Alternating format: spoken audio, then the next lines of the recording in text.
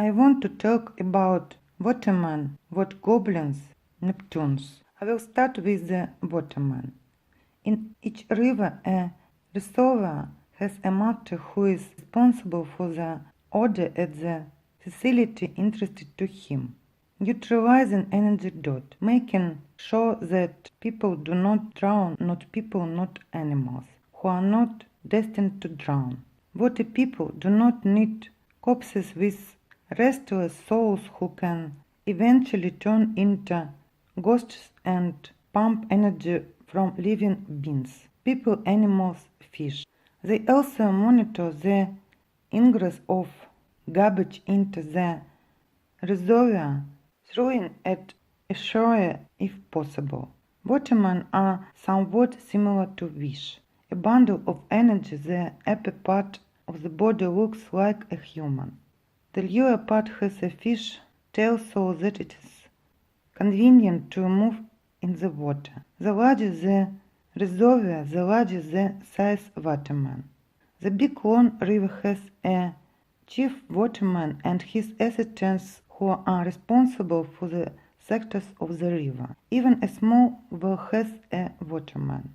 The oceans and seas also have owners are called Neptunes, clusters of energy, the size of a ship of several ships. They look like characters from fairy tales. The upper part looks like a human with a large shaggy head and beard. The lower part of the body with a fish tail.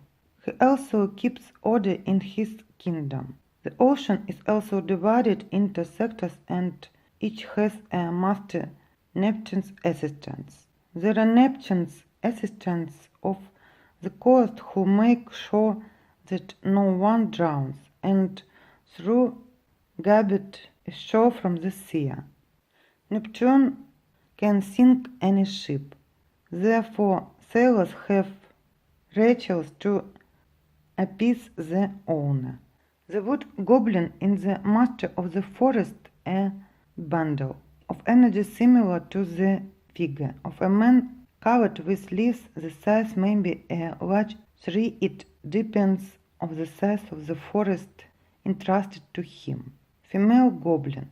The wood goblin also has assistants in fairy tales. There are called female goblin chemos. Wood goblin monitors the energy and safety of the forest. It can extinguish small fires, protects the inhabitants of the forest, animals and birds. Nowadays there are hunters who kill wild animals. There are outside the law of good has already given man many pets to eat. My grandmother used to say that killing wild animals is a sin.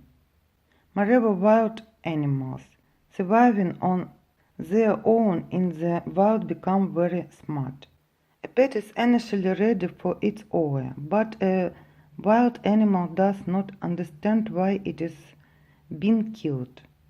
And at the time of death is a big surge of energy, of fear and pain, which settles on the hunter and subsequently destroys him.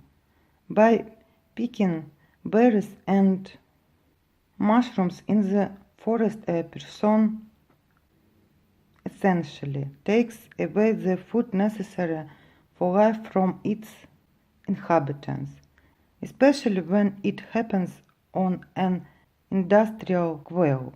Humans have cultivated fruits and berries.